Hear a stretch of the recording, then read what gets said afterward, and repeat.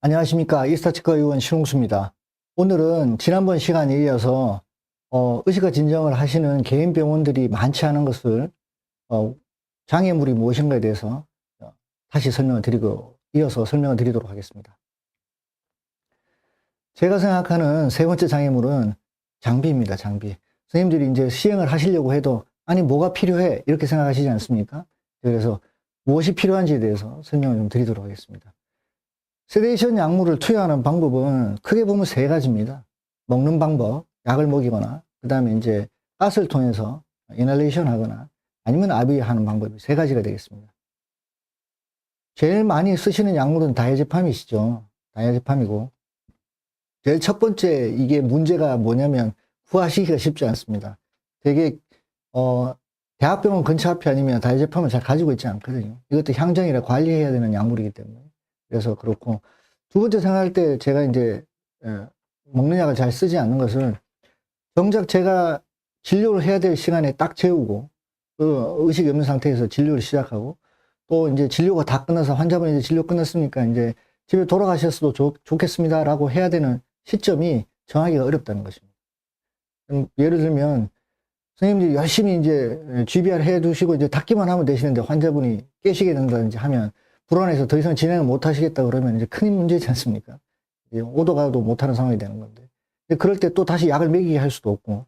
그래서 이제 그런 좀 불편함이 있겠습니다. 뭐 그렇다고 해서 불안함이 없어지는 것은 진정이 안 되는 것은 아니지만, 간단한 시술 정도를 하실 때 간단한 공포를 제어하시기 위해서는 다이아제팜 정도는 쓰시는 게 문제가 없다라고 생각합니다. 다만 어떤 약을 쓰시든지 간에 환자분들이 집에 돌아가실 때는 보호자를 동반하시거나 아니면 운전을 자가로 하고 가시려고 하면 완전히 깨신 상태로 돌아가셔야 됩니다. 그 다음에 두 번째는 이제 이널레이션이 있겠습니다. 엔토를 주로 많이 쓰시게 되겠죠. 소아치과에서 주로 많이 쓰고 계신데 그 이유는 안전하기 때문입니다. 이 엔토 기계는 어떻게 되든 산소가 더 많이 공급되게 되어 있는 장치이거든요.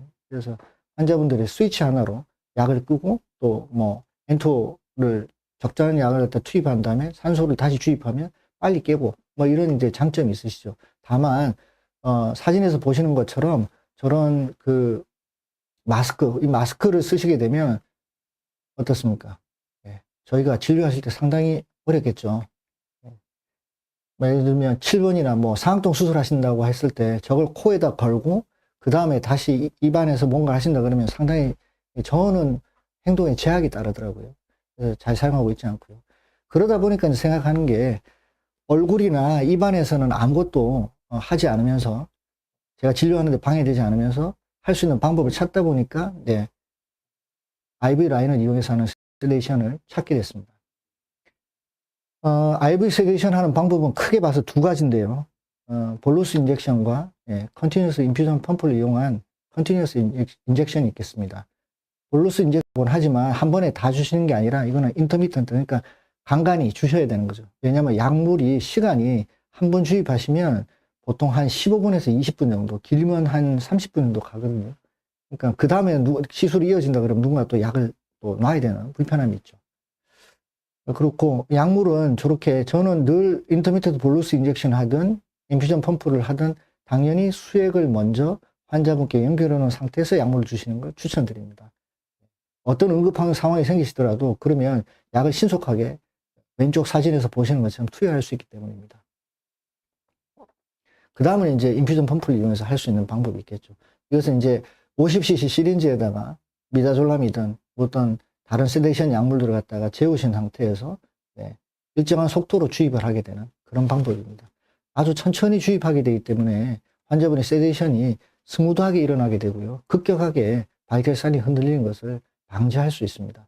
물론 볼루스 인젝션을 하신다고 하더라도 원래 규정은 이렇습니다. 1ml를 20에서 30초 동안 천천히 놔라. 천천히 놔야 됩니다. 급격하게 쑥 쏘시는 게 아닙니다. 그러니까 아주 천천히 환자분이 유도가 될 때까지 천천히 1mm, 2mm, 3mm, 3 이런 식으로 천천히 놓으셔야 된다는 걸 얘기합니다. 5ml를 주입하신다 그러면 얼마나 시간 동안 놓아셔야 되는지를 아시겠죠? 그래서 천천히 놔야 된다는 것을 꼭 잊지 마시기 바랍니다. 볼루스 인젝션을 할 때 준비물들입니다. 제일 간단하게는 좌측에 보이시는 것처럼 수액을 준비하시고 라인을 연결하신 다음에 하시는 방법. 더 간단하게는 이따가 동영상을 잠깐 보여드리겠지만 헤파린 캡이라는 걸 달고 하실 수도 있습니다. 하지만 저는 언제나 설명드릴 때 얘기 드리지만 처음 해보시는 분들이나 아니면 자기가 충분히 이 상황을, 어려운 상황들을 대처하실 수 없다고 생각이 되면 수액만큼은 반드시 달고 의식화 진정을 진행하시길 부탁드립니다. 뭐 아니면 우측처럼 저렇게 이제 뭐 준비해서 하시면 되겠죠. 뭐 상관없습니다. 다 간단하게 하실 수도 있고 저처럼 이제 라인을 다 준비해서 하실 수도 있고 뭐 그렇습니다. 이 중에서 이제 가장 중요한 것은 뭐냐? 인터미턴트 볼루스 인젝션도 마찬가지고 인퓨전 펌프를 이용하셔도 마찬가지인데 항상 쓰시는 약물들의 라벨링을 하셔야 됩니다. 그것이 색깔이 있는 테이프를 감으시든 아니면 지금 사진에서 보시는 것처럼 라벨링을 하시든 라벨링이 제일 좋긴 하죠. 항상 라벨을 해두지 않으시면 저 같은 경우에도 제 환자분 중에 한번 그런 적이 있었습니다. 제가 저게 3cc 주사기인데요. 이제 왜냐면 약이 3ml 밖에 안 되기 때문에 3cc 주사기를 주로 쓰고 있는데 깨우는 약, 역전 약물이 파제닐이든 미다졸람이든 다 3cc 주사기를 쓰고 있었는데 하필 그날 라벨링을 안 했습니다. 안 해서 깨우는 약물을 달라고 했더니 저희 직원분이 저한테 이제 역전 약물이 아니고 미다졸람을 건넨 것이죠. 예. 약을 놨습니다. 다 놨습니다. 어떻게 됐을까요? 환자분이 숨을 안 쉽니다. 혈압이 급격하게 떨어집니다. 정말 뭐 120에 80여로 유지됐던 환자분이 그냥 뭐 80, 70, 60, 50, 40까지 떨어집니다. 예. 어마어마하게 떨어집니다. 절대로 그런 사고를 내시면 안 됩니다. 반드시 잊지 말으셔야 되는 건 의식화 진정을 하신다 그러면 쓰시는 의식화 진정 약물을 그게 주사기에 만약에 이용하신다 그러면 반드시 라벨링을 하셔야 됩니다. 사람이 실수하면 사고 납니다. 자, 이것은 볼루스 인젝션 중에서 요즘들 많이 간단하게 하실 수 있는, 최간단하게 할 수 있는 방법을 설명을 드리고 이따가 라인 잡는 것은 다시 한번 더 보여드리도록 하겠습니다. 요것은 인터넷 꿀간호사네라고 하는 분의 동영상이고요. 제가 이 분한테 메시지를 드려서 사용을 해도 좋다는 허락을 받았습니다.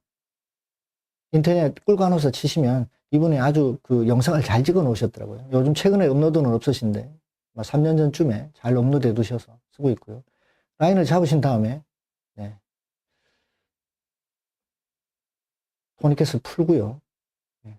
풀어야 이제 약이 들어가니까. 저기 이제 오른손으로 잡고 계신 저게 헤파린 캡이라고 하는 겁니다. 뚜껑 생각하시면 되겠습니다. 네, 뚜껑. 헤파린 캡을 이제 넣기 위해서 준비하고 계시고요. 알코올솜을 항상 대어 놓으시고요. 저기 저 노란 부위는 바늘이 빠지고 나면 안쪽에는 실리콘 튜브만 들어있기 때문에 누르실 수 있습니다. 누르신 다음에 한 손으로 풀어내시고 연결하시면 네, 깨끗하게 저렇게 연결할 수 있습니다. 아무것도 아니죠. 네. 돌려서 꽉 잠궈 주시고요. 꽉 안 잠그시면 물이 또 새거든요. 예, 약이 셀 수 있으니까. 해두신 다음에, 그 다음에 중요한 것은 고정하시는 겁니다. 고정하셔야 됩니다. 확실하게 고정을 해두시고, 그래야 흔들림이 없이 주사를 놓으실 수 있죠. 그럼 약은 어디다 놓을 것이냐? 네, 지금 보시는 것처럼, 저 헤파린 캡이라고 하는 저 안에 헤파린이 묻어 있는 겁니다. 분말로 묻어 있기 때문에 녹여야 되거든요. 그래서 셀라인을 조금 주입하시면 되겠습니다. 항상 모든 주사는 알코올솜으로 닦으시고 놓으시고요. 습관화하셔야 됩니다. 주사기를 꽂으신 다음에 그냥 쑥 쏘시는 게 아니라 항상 흡인을 먼저 해보셔야 됩니다. 흡인을 먼저 해보시고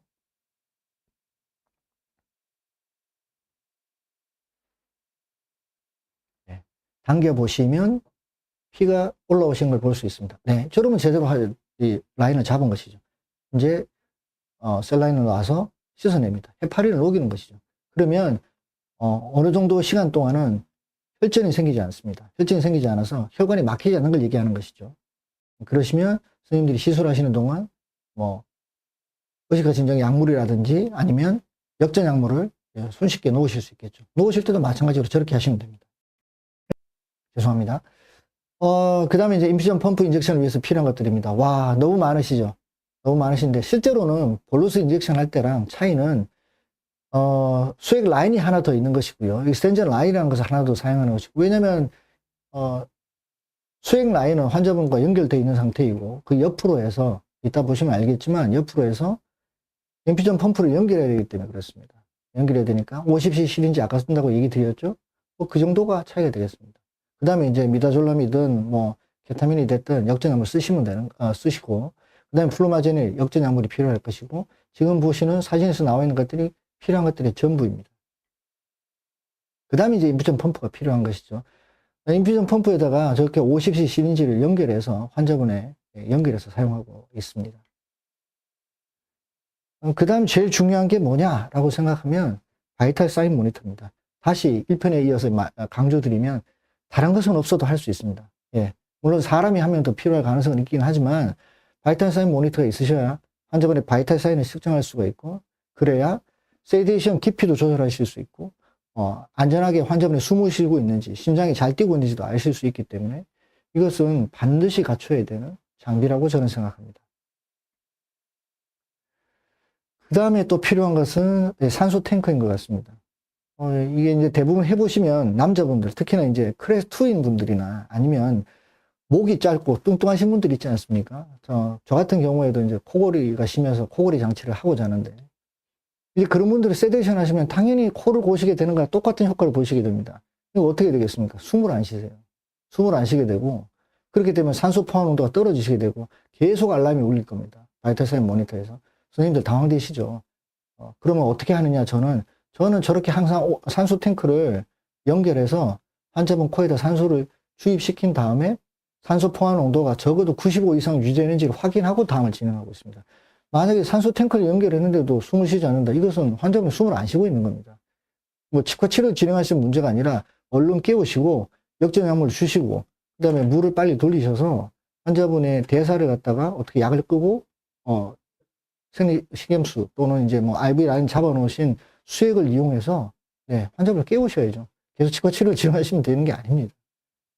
지금까지는 저는 이렇게 해서 거의 진료를 못했던 환자는 없었던 것 같습니다. 제가 혈관 라인을 못 잡아서 못한 케이스는 1년에 한두 차례 있습니다. 있긴 하지만 나머지 환자분들은 뭐 어떤 문제가 돼서 특히나 이제 산소 포화 농도가 떨어져서 가끔 저한테 전화 오시는 선생님들이 있으시거든요. 저한테 세미나를 들으시고. 네, 그럴 때는 산소를 연결하시라고 제가 얘기를 드립니다. 이렇게 해주시면 그냥 편안하게 진료를 또 하실 수 있겠습니다. 그 다음에 이제 약물들이 필요하죠. 뭐 그것이 미다졸람이 됐든, 케타민이 됐든, 프로포폴이 됐든, 뭐 바이파브가 됐든, 역시 다 마찬가지입니다. 미다졸람 같은 경우에는 다른 약물들하고 다르게 미다졸람인 경우에는 이것은 향정으로 분류되어 있습니다. 향정으로 분류되어 있어서 마약처럼 철저 이중 근거가 필요한 것은 아닙니다. 하지만 보건소에서 아마 1년에 한 차례는 나오셔가지고 꼭 이걸 확인하실 거예요. 잘 보관하고 계신지. 그럴 때, 이렇게 시건 장치가 없는데, 하셔도 되긴 하겠지만, 하여튼, 열쇠가 있는데, 잠그긴 하셔야 되지 않습니까? 그래서 보관을 하셔야 되는 거고, 잘 보관되고 있는지를 와서 확인을 하시거든요, 그분들이. 저도 1년에 한 번 정도 검사를 받습니다. 그 다음에, 원래는 이제 눈에 띄지 않는 곳에 이제 보관을 하라고 되어 있고요. 약물 사고, 이제 요즘은 지금 한국 사회에서 마약이 지금 큰 문제로 대두되고 있지만, 예전에는 마약 사고의 향정 사고의 주로 큰 포지션을 차지하는 부분이 의사와 간호사였습니다. 놀라우시죠? 내 주변에서 가장 많이 일어나고 있는 것이죠. 그래서 이 약물들이 잘 사용하실 거로 생각을 하지만 없어지거나 분실되거나 망실되면 책임은 원장님이 지셔야 됩니다. 병원이 문제가 되죠. 첫 번째는 영업정지 나오시겠지만 두 번째, 세 번째 되면 검찰 고발합니다. 그러니까 뜻하지 않게 문제를 일으키실 수 있으니까 약이 분실되지 않도록 꼭 잘 보관하셔야 된다는 걸 강조드립니다. 다음은 이머전시 키트입니다. 이런 위급한 상황이 생기시면 안 되고 생기시게 만들면 안 되지만 혹시라도 생길 것을 대비해서 이런 이머전시 키트 같은 것들은 구비해 두시는 게 좋다고 생각합니다. 이것은 제가 가지고 있는 이머전시 키트를 갖다가 보여드리고 있는데요. 후드 마스크라든지 저희가 삭관은 상당히 어렵지 않습니까? 이 삭관할 수 있는 기구들 가지고 있지 않으시면 삭관이 어렵기 때문에, 그리고 제 경험으로는 저는 뭐 많지는 않지만 마취가 파견돼서 삭관을 해본 경험으로는 처음 하시기에는 굉장히 어렵습니다. 그리고 의식이 없는 사람들을 기도에 삭관하시기는 더 어렵습니다. 그걸 도와주는 장치가 그냥 후드 마스크 쓰시면 좀 더 쉽게 기도를 확보하고 혀를 아래로 밀고 찾아서 산소를 공급하시면 되겠습니다. 그 다음에 이제 뭐 엠브백 같은 거 있으시면 산소를 끊임없이 공급해야 되는데 계속 뭐 마우스 투 마우스 할 수도 없고 그럴 경우에 엠브백이 있으시면 좀 편리하겠죠. 그 다음에 이제 응급 약물들을 좀 가지고 계시면 좋은데요. 약물들에서 간단히 좀 소개를 드리면 저는 이제 이 정도쯤은 가지고 있습니다. 가지고 있는데 페니라민인 항히스타민제죠. 알러지 있는 분들한테 쓰시면 될 것 같고요. 그 다음에 아트로핀 쓰실 일이 없으셔야 되는데 서맥이 있는 분들한테 쓰시는 약물입니다. 주로 서맥이 있을 때 쓰시게 되는 거고요. 예, 아트로핀이고요. 그 다음에 아데노신은 반대 상황입니다. 약물에 의해서 서맥이 일어나는 것은 일어나면 안 되지만 서맥이 일어나는 것은 일반적인 과정인데 이제 그게 너무 정도가 떨어지면 안 되는 것이죠. 저희가 일반적으로 하트레이트가 뛰어야 되는 수치가 있지 않습니까? 정상인 경우에 60에서 70를 뛰게 되는데 그 이하로 뛰시게 되면 이제 그건 큰 문제니까 이제 약을 줄 준비를 하고 계시면 되는 것이고요. 그 다음에 이제 항부정맥제인 아데노신인데요. 이건 사실은 더 큰 문제죠. 자고 있는 사람이 심장이 더 빨리 뛴다는 게 말이 안 되지 않습니까? 달리기 하고 있는 사람처럼. 이건 뭔가 문제가 있는 것이고, 이럴 때는 실제로는 만약에 이시시상에서 문제가 발견되시고 한다 그러면 항부정맥제를 적극적으로 쓰시고 119 부르셔야 되는 상황이 되는 거죠. 물론 그러실 일은 없겠지만 이런 환자분들은 미리 이제 부정맥이 있는 거 걸러내셔야죠. 부정맥이 있는 환자를 갖다가 오늘 세데이션에서 풀마우스 하시겠다 이런 생각은 안 하시겠죠. 네. 항상 내과 사익 먼저 하시고 그 다음에 하시는 게 맞다 생각합니다.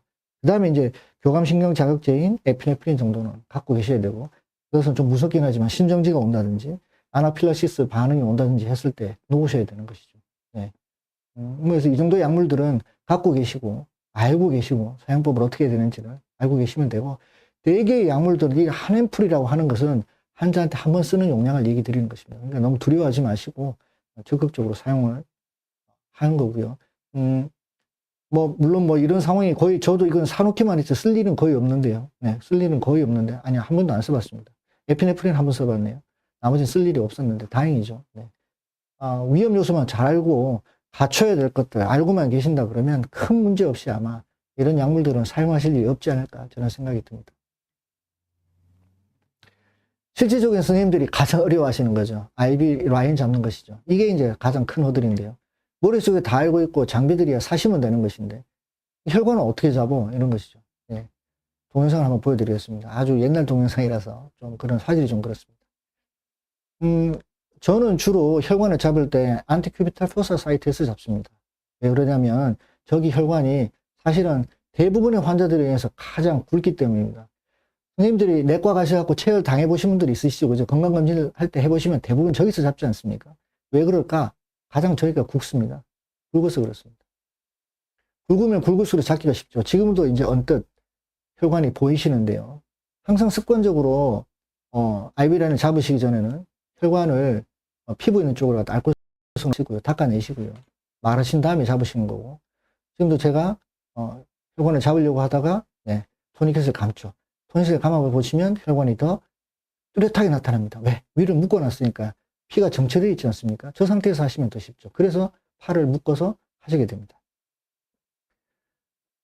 늘 그렇지만 IV라인을 잡으실 때는 눈으로 보이는 부위의 혈관을 잡으시는 것이 아니라 손으로 감각으로 익히시는 겁니다. 저는 늘 얘기 드리지만 한 두 손가락 정도의 감각을 느끼실 수 있는 부위를 찾으시고요. 저렇게 한 번에 딱 일격에 넣으신 다음에 제대로 넣으시면 보이시네? 뒤쪽에 저렇게 피가 보입니다. 그러시면 앞쪽에는 노란 실리콘 부위만 밀어서 넣으시는 거고 바늘은 가만히 뒤로 빼두시면 저렇게 됩니다. 걱정 안 하셔도 됩니다. 피 안 납니다. 빼기 전에는 피가 나지 않습니다. 그래서 만약에 IV 라인을 연결하신다 그러면 보이시죠?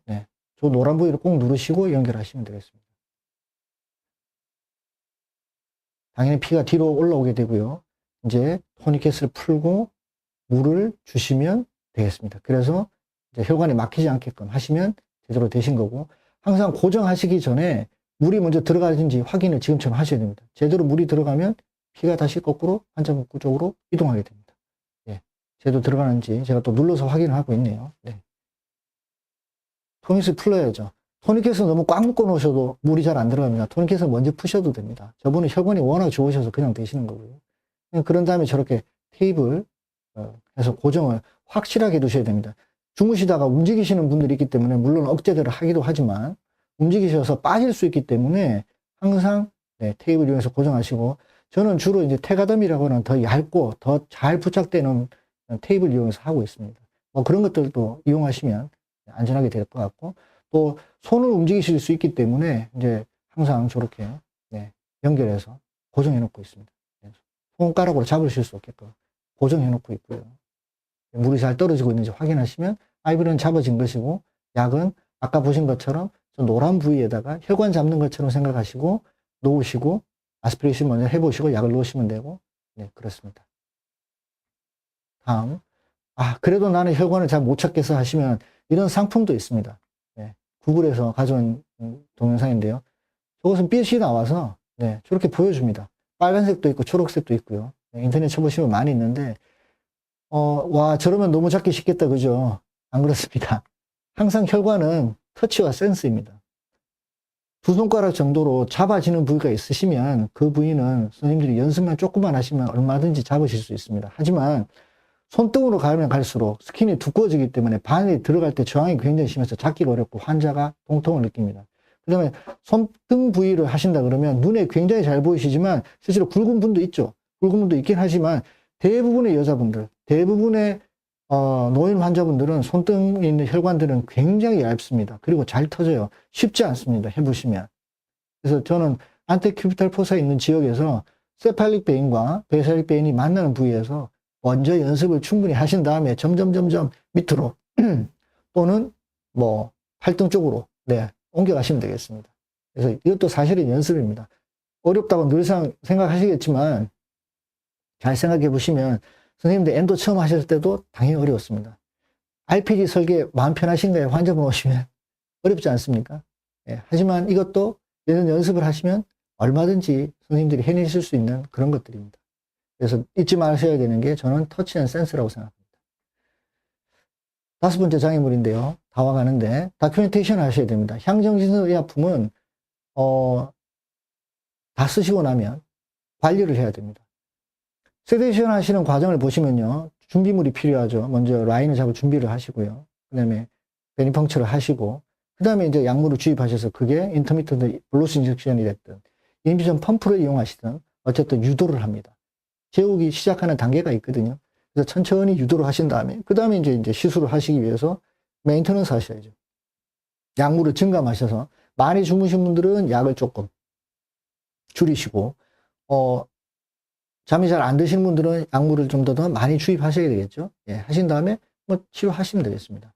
퇴원하실 때는 반드시 잊지 마셔야 되는 것이 원래 상태로 돌아가야 됩니다. 저희 병원에 들어오실 때 상태로 돌아가야 되는데 그럼 뭐가 돌아가야 되느냐? 바이탈 사인이 원래대로 돌아가야 됩니다. 그 다음에 환자분이 역적 약물을 주시는 게 중요한 게 아니라 완전히 깨우신 다음에 가는 게 중요한 거고요.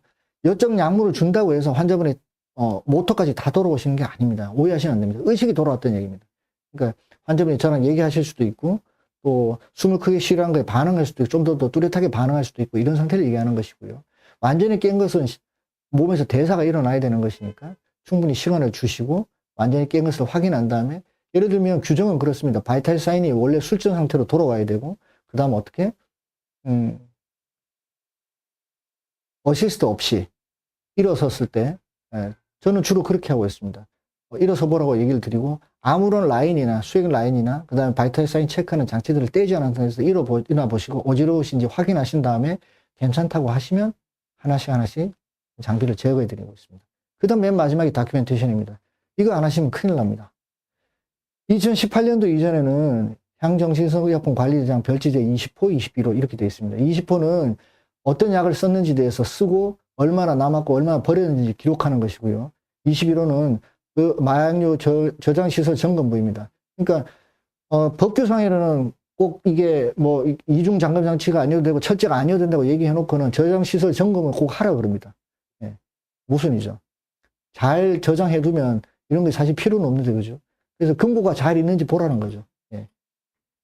그렇고 선생님들이 원하지 않으시든 원튼 간에 일단 의식과신경 약물들을 갖다가 병원에 주문을 하시는 순간 제약회사에서 바로 신고하게 되어 있습니다. 모든 과정들이 다 신고하게 되어 있습니다. 그래서 마약류 통합관리 시스템에 다 들어가 있습니다. 마약류 통합관리 시스템은 원료의 수입 단계에서부터 최종 저희가 사용하는 단계까지 모든 단계에서 다 보고를 하게끔 되어 있기 때문에 뭐 선생님들이 이거는 내가 뭐 5개밖에 안 썼으니까 모를 거야. 그렇지 않습니다. 다 보고하게 되어 있습니다. 보건소에서도 알고 있습니다. 그래서 여기 시스템에 사용자 가입, 로그인 하시려면 먼저 가입하셔야 되지 않습니까? 대표원장님 가입하셔야 되겠죠. 하고 나면, 그 다음에 이제 기존에 쓰셨던 분들, 저 같은 경우에는 2003년도부터 계속 이제 개인병원에서 사용하고 있었기 때문에 기존 향정이나 마약이 있으시면 등록하시면 되고, 선생님들 중에 이번에 처음 한번 사용해 보시겠다 하시면은 구입보고부터 하시는 겁니다. 약을 먼저 구입보고 하시고요. 받은 다음에 등록하는 게 있거든요. 그래서 등록하시면 되고, 투약보고, 그 다음에 폐기보고 하시는 겁니다. 폐기보고는 의무사항은 아닌데, 보건소에서 와서 물어봅니다. 폐기한 걸 어떻게 했냐고 해서 물어보니 사진을 약을 사용하기 전, 사용하고 난 뒤, 그 다음에 버린 사진이 3장을 갖다가 찍어두라고 그럽니다. 예, 그래서 저는 주사기 3장을 사진을 찍어서 환자분 폴더를 따로 만들어서 보관하고 있습니다. 뭐 다른 것은 다 빼고요. 투약 보고만 한번 보고 가겠습니다. 사용을 하셨다. 그러면 이제 여기 보시면 위에 보시면 파란색 알림 마이 페이지 뭐 보고 관리인데 그 보고 관리에 들어가시면 좌측에 보시는 것처럼 투약 구입 보고, 조제 보고, 투약 보고, 투약 보고가 있습니다. 투약 보고를 클릭하시면 우측에 보시면 신규 보고가 있죠. 저걸 누르시면 이런 화면이 뜨시게 되고요. 제가 환자분 한 분을 보여드리는데, 네, 이런 분이 이제 오셨고요. 환자분의 정보를 입력하시고, 그 다음에 투약한 양을 갖다가 기록하시는 거예요. 어떤 약을 썼고, 얼마나 쓰고 얼마나 남았는지를 기록하시는 겁니다. 뭐 몇 밀리리터를 쓰시는 건 아니지만 한 앰플을 몇 분에 몇 정도 썼다는 걸 0점 몇 단위로 기록해 두시면 되겠습니다. 그런 다음에 보고 완료 위에 있는 부분을 갖다 클릭하시면 그냥 자동으로 보고가 되는 것이고 근고 관리는 대장을 따로 보관하셔야 됩니다. 마지막 장애물은 어떤 사람을 해야 되느냐 일 것 같습니다. 앞서 말씀드린 것처럼 ASA 그레이드 1, 2 환자분들 합은 되시는데 이제 건강한 사람들이죠. 건강한 사람들인데 그 중에서도 이제 건강한 사람들이 이런 분들이죠. 제일 많이 알고 계신 덴탈 포비아입니다. 치과 공포감 있는 분들은 어쩔 수가 없습니다. 이분이 이제 70대 어르신이신데요. 36번 때문에 오셨습니다. 36번 때문에 오셨고 제가 국소마취하에서 저거는 거의 플로팅 상태였기 때문에 그냥 뭐 제가 빼는 게 아니라 걷어내 드리는 것이죠. 안 아프게 해드릴 수 있다고 설득 또 부탁 애원 드려서 빼드렸습니다. 저걸 하기 위해서도 한 2시간 정도 걸렸던 것 같습니다. 잠깐 물 먹고 오신다 그러고 화장실 가신다 그러고 뭐 왔다 갔다 하시다가 결국은 이제 국소마취에서 너무 아프시니까 뺐죠. 너무 감사해 하시더라고요. 이건 빼는 것 자체는 아무 일도 아니죠. 아무 일도 아니고 한데 국소마취를 못 받아들이시니까 그게 문제죠. 물론 보시면 10번 때 40번 때도 문제가 있고 27번도 뭐 사용하실 수는 없지 않습니까? 네, 알고는 있습니다. 알고는 있는데 환자분이 그냥 가셨죠. 그러다가 이제 아마 저분이 2021년도쯤 오셨을 텐데 2023년도에 다시 오셨습니다. 16번하고 46번이 너무 아프시다고. 그날 가셨습니다. 그 이후로도 5번 이상 진료 예약을 하셨다가 또 얘기하고 가십니다. 제발 좀 주무시면서 하시면 어때요? 라고 얘기를 드리고, 예, 그래서 결국 이거 이제 제가, 주무시기 직전 상태에 이제 바이탈 사인 모니터를 이제 체크하려고 이제 보고 있는 상황인데요. 밑에, 우측 밑에 보시면 혈압인데 아무것도 안 하고 있는 상태인데 154에 90일이고 하트레이트가 90 가까이 뛰고 계십니다. 네, 어르신이 보통 60회 정도 뛰시는데 90회 정도면 달리기 하고 있지 않습니까? 아무것도 안 해도 불안한데 이제 만약에 제가 이제 뭔가 시술을 한다 그러면 힘들어지시는 거죠. 이제 약을 이제 주입하고 있네요. 예. 그런 다음에 또 어떻게 변하는지 한번 보시죠. 예, 보시면 지금 이제 인덕션 하고 있고요. 가운데 있는 사진은 끝나고 난 다음에 사진을 찍어 드린 것이고 맨 끝에 있는 것은 약을 드리고 세데이션이 되면 의식과 진정에 의해서 진정이 유도되시면 107에 80 그냥 보통 평범하신 분이죠. 원래는 평소 때는 저렇게 혈압이 올라가실 일이 없는 분이신데 치과만 오면 너무너무 두려워서 치과 처리를 못 하시는 거죠. 그래서 발치했습니다. 중원에서 발치했고 뭐 저런 치아들 발치하는 건 어렵지 않습니까? 그래서 이제 환자분들 설명드리고 이걸 여러 번 하실 수는 없으니까 그냥 한 번에 제가 국소마취해서 다 불필요한 치아들은 빼드리겠다 얘기를 드렸고 최근에는 이제 임플란트 하시겠다고 이제 좀 다시 오셨는데 또 저것을 어떻게 할까 또 고민하고 계시더라고요. 네, 또 세대시인에서 하시면 되겠죠. 그 다음은 마취가 잘 안 되시는 분들입니다. 치과 치료 하시다 보면 국소마취 잘 안 되는 분들이 있지 않습니까? 예, 그런 분들한테 쓰시면 도움이 됩니다. 치과 치료를 많이 받으셨는데요. 지난번 치과 치료 때 마취가 잘 안 돼서 무서워서 못 왔다고 하십니다. 제주도에서 오시고 의뢰받았습니다. 그래서 이제 환자분과 상담을 드리고요. 상악은 비용 문제로 총이치, 그 다음에 하악은 40번대 임플란트 하나, 그 다음에 36번은 살려서 쓰는 데까지 쓰기로 하였습니다. 네, 당연히 세지션 하에서, 네, 발치하고, 30번대 GBR도 하고, 임플란트도 제거하고요. 40번대 임플란트 2개 제거했습니다. 제거하는 자체가 뭐 어렵겠습니까? 키트도 있고 요즘은 그냥 뭐 뺄 수 있는 방법들은 저 정도 되는 임플란트는 쉽게 누구나 하실 수 있겠지만 이분은 국소 마취가 잘 안 되시기 때문에 통증을 참지를 못합니다. 저 세션 하에서 했지만 국소 마취도 하고 했지만 느끼시더라고요. 예. 시간이 어느 정도 지난 다음에는 아프다고 그러시더라고요. 하지만 의식이 없으시기 때문에 다시 깨서 보시면 환자분이 편안하게 진료받았다고 하시고 다음 이제 임플란트를 준비하고 계십니다. 그럼 개ging 환자 오시면 어떻게 하십니까? 네. 환자분들 중에 이런 분들이 있으시죠. 치과 오시면 바로 개ging 하시는 분들. 이분이, 예, 그런 분인데요. 임플란트랑, 그 다음에 이제 앞니 심미 치료를 위해서 의뢰받았습니다. 하지만 제가 봤을 때는 지금 당장 필요한 것은, 임플란트가 아니라 일단 치주부터 안정시켜야 되는 생각이었고요. 치주 치료부터 권고를 드렸고. 근데 이분이 치주 치료를 받으시려고 해도 개ging 때문에 하실 수가 없다고 합니다. 그래서 이제 개ging 있다고 하시는 분들한테는 제가 꼭 먼저 여쭤봅니다. 혹시 밥은 숟가락으로 드시냐고. 상식적이지 않습니까? 밥 숟가락이 미러보다 덴탈 미러에 비해서 훨씬 큰데 그거가 들어가는 거는 문제가 없다고 하고 지금까지 대부분의 환자들은 밥은 다, 국은 다 숟가락으로 드신다고 그러셨거든요. 그럼 왜 이건 덴탈 미러는 입안에 못 들어간 것인가? 예, 공포감의 다른 표현이라고 생각합니다. 그래서 엑스레이를 보시면 치주가 굉장히 안 좋았기 때문에 치주 치료를 먼저 해서 안정화시켜야 된다고 생각을 했고요. 세디션 해서, 이거 보시면 지금, 세디션 전입니다. 좌측이. 네. 뭐, 숨 잘 쉬고 계시네요. 162, 97입니다. 이분은 혈압이 더 높으시죠. 네, 그 다음에 이제 약을 이제 드렸고요. 지금 이제 세디션 유도하자마자 혈압이 내려간 것을 볼 수 있습니다. 단 10분 정도, 15분 정도만 지나시면 거의 정상인과 다름없는 상태에서 치료를 진행하실 수 있는 것이죠. 네, 그렇게 해서 그 다음 뭐 치료했습니다. 큐레됐습니다. 세디션 체크해서 환자분이 적절하게 진정이 유도되는지 확인을 하고요. 개국이 물려서, 네, 지금 보십시오. 물이 들어가고 뭐 덴탈밀도 들어가고 석션 들어가도 아무렇지도 않습니다. 충분히 개ging 환자분들은 뭐 아무런 문제 없이 재워서 하신다 그러면 쉽게 하실 수 있습니다. 마지막으로 또 하나 또 얘기를 드려야 될 게 TMD 환자분들이시죠. 이게 사전에 이제 지금 이제 보여드린 것처럼 제 환자분이신데요. 턱도 불편해요. 그래서 이제 관절 치료를 먼저 했습니다. 관절 치료를 먼저 했고, 이 사진을 보시면 이제 양쪽이 이제 최대 시호 상태이고, 가운데가 최대 개보 상태인데, 좌우의 움직임이 틀리신 것을 아마 선생님들이 다 아실 수 있을 것이고, 한쪽에 락킹이 있습니다. 네. 이분이 이제 턱관절 치료를 먼저 시작을 했고요. 어느 정도 증상이 이제 해소되고 난 다음에 이제 환자분한테 세디션을 통해서 이제 발치를 하겠다 얘기 드렸고, 발치 후에 환자분이 근 긴장도가 없었기 때문에, 물론 입을 크게 벌렸기 때문에 당연히 디스크는 빠져 있지만 또 힘이 빠져 있는 상태에서 다시 디스크가 빠져도 넣기는 굉장히 쉽습니다. 그래서 다시 정복을 시켜드리고 사랑이 발치하고 관절 다시 정복시켜드리고 다음에 증상이 어떠시냐? 환자분 증상 없었습니다. 크게 불편하지 않으시더라고요. 이런 분들한테 또는 37번, 47번 같은 경우에 임플란트를 하신다거나 프랩 하실 때 입이 잘 안 벌어지시는 분들이 있지 않습니까? 이제 그런 분들한테도 적극적으로 사용해 보시면 생각보다 훨씬 수월하게 아마 치료를 하실 수 있을 겁니다. 마지막으로 이 케이스는 횡적 부조 환자의 치료라고 제가 말씀을 드렸는데요. 글은 써놨는데 실제로는 제 실수의 집합입니다.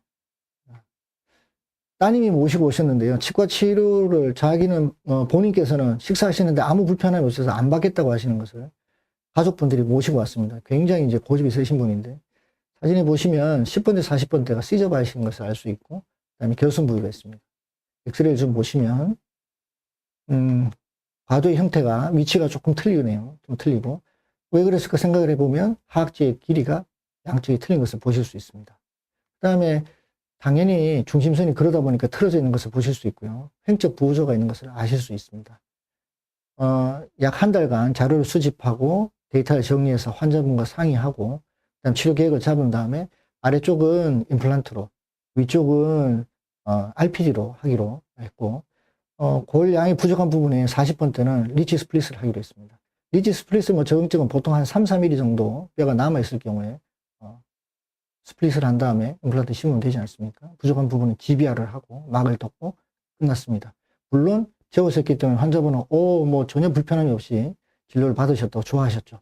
그런데 저는 굉장히 잘 됐다고 생각했는데 문제가 생겼습니다.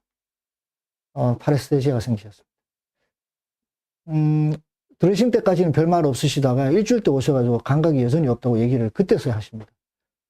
자기는 원래 그런 줄 아셨다고. 이제 하늘이 이제 노래집니다. 적극적으로 이제 약물 투여를 시작했고요. 예. 그 다음에 이제, 그래도 환자분이 그 다음에 오셨는데, 아마, 감각 이상이 계속 있으셔가지고, 이제 원인을 찾아서 45냐, 46이냐를 갖고 이제 제거를 어느 쪽으로 해야 되는지 CT를 찍어서 확인을 하고요. 환자분한테 부끄럽지만, 또 말씀드리기 어려웠지만, 사실대로 얘기 드리고, 제거를 해드렸습니다. 이거는 국수마취해서 그냥 뭐, 심은 지 얼마 안 됐으니까요. 바로 제거하면 되지 않습니까? 다행스럽게도 환자분은 감각이 바로 돌아오셨고, 한 달 정도 지난 다음에는 완전히 좋아지셔가지고, 큰 문제 없이, 마칠 수 있었습니다. 한 고비를 넘겼죠. 그 다음에 이제 반대쪽 수술할 때도 역시 세데이션이 있었고요. 보시면, 스프릿을 하기에도 너무 좁았기 때문에, 기존 임플란트에서 크라운을 제거해드리고, 블록본을 댔습니다. 블록본을 댔는데, 이때는 알로그래프트 블록본을 한번 사용을 해봤고요. 그래프트를 하고 다시 닫았습니다. 이제 거의 끝났습니다. 다 끝나서 임시치아를 빼고 최종 보철물을 연결하는 날이 왔습니다. 저희 직원분이 저를 도와주기 위해서 홀을 제거하고 풀르다가 헥사 슬립이 났습니다. 헥사 슬립이 나서 키트가 그 당시에 또 이제 막 나오기 시작했기 때문에 이제 저 키트가 있는 것을 알아서 제거해야 되겠다 이제 생각을 했지만 아무리 해도 안 나옵니다. 한 번 안 나옵니다. 두 번 해도 안 나옵니다. 5번 해도 안 나오더라고요. 결국 갈아내다가 결국은 임플란트 제거하기로 했습니다. 리치 스프릿을 하시게 되면 선생님들 사진에서 보시는 것처럼 아주 뼈가 잘 붙게 됩니다. 본 임플란트 컨택에서 BIC라고 얘기하지 않습니까? 굉장히 잘 붙어 있는 것을 보실 수 있죠. 저걸 어떻게 제거할까 하다가 멘탈 러브를 갖다가 또 손상시키면 안 되니까 이번에는 아예 박리를 해서 완전히 노출시킨 상태에서 보면서 했습니다. 왜냐면 제가 저 부분을 뼈를 갖다 최대한 잘라냈어야 됐거든요. 그 다음에 저걸 어떻게 활용하기로 했냐면 저 블락 통째로 임플란트를 제거한 다음에 방향을 생각해 보시면 위로 빼내려고 하면 거의 본을 다 삭제해야 되고 그 다음 수가 굉장히 어려워집니다. 그래서 저는 저걸 제거한 다음에 바깥쪽에 있는 블락본을 떼어내고요. 임플란트만 제거했습니다. 물론 세데이션에서 진행을 했고요. 환자분은 모르셨지만 저는 이제 엄청 떨면서 했죠. 그 다음에 이제 임플란트를 심고요. 진짜 스레드를 한 2스레드, 3스레드 정도만 고정을 얻은 다음에 겨우겨우 넣은 다음에 조심해서 넣고요. 그 다음에 다시 안쪽을 갭 필링을 하고 아까 띄었던 블락을 다시 넣고 본그라프트를 하고 PRF를 대고 막을 넣고 다시 닫았습니다. 이제 또 기도해야죠. 운이 좋게도 시간이 지나서 잘 힐링이 됐고요. 파이널까지 마무리할 수 있었습니다. 파이널까지 다 델리버리 된 상태이고요. 파노라마 사진입니다. 2년 팔로우업이십니다. 그 다음에 이제 코로나 기간이 있어서 한동안 지금 못 오고 계시고요. 이제 마지막입니다. 제가 선생님께 드리고 싶은 메시지는 이런 겁니다. 처음 면허를 따신다 그러면 술기를 익히시는데 집중하셔야 될 것 같습니다. 엔도도 필요하고요. 뭐 이런 심리보존 치료도 필요합니다. 이맥스 온레이로 치료를 하는 것이고요. 또는 이제 심리보충을 하셔야 될 때도 있습니다. 5개 치아가 다 PFM으로 마무리한 것인데요. 전치 비심리를 주소로 해서 오신 분이고, 뭐 이렇게 치료를 또 하셔야 될 날이 오시죠. 당연히 치과에서로서 외과는 기본적으로 하실 수 있어야 되지 않습니까? 사랑니 발치가 됐든, 뭐 과인치 발치가 됐든, 내가 할 수 있는 범위 내에서는 다 하실 수 있을 거라고 생각이 듭니다. 좀 더 지나면 이런 골격성 상급인 환자분들의 RP도 무난하게 또 진행하실 수 있고, 또 이제 더 지나다 보시면 이제 이런 환자분들 하악 컴플리트 덴처입니다. 이 정도도 쉽진 않지만 쉽다는 것은 아니지만 과정을 잘 공부를 해두신다면 하실 수 있습니다. 하악도 어렵지 않게 하실 수 있을 거라고 생각합니다. 그런데 한 가지 좀 아쉬운 게 있는 것 같습니다. 환자분들에 대한 배려는 저희는 지금까지는 잘 없었던 것 같습니다. 세데이션을 적극적으로 하시다 보면 이런 손편지도 받으시는 날이 오게 됩니다. 이런 환자분들은 절대 다른 병원 가지 않습니다. 저에게 다시 찾아오시게 됩니다. 그래서 요즘같이 어려운 시기에 저희가 한 번쯤은 반성했으면 합니다. 너무 기술과 물질에 집착하지 않았냐. 그러니까 가격 말고는 환자분에게 어필할 게 없지 않은가 생각이 듭니다.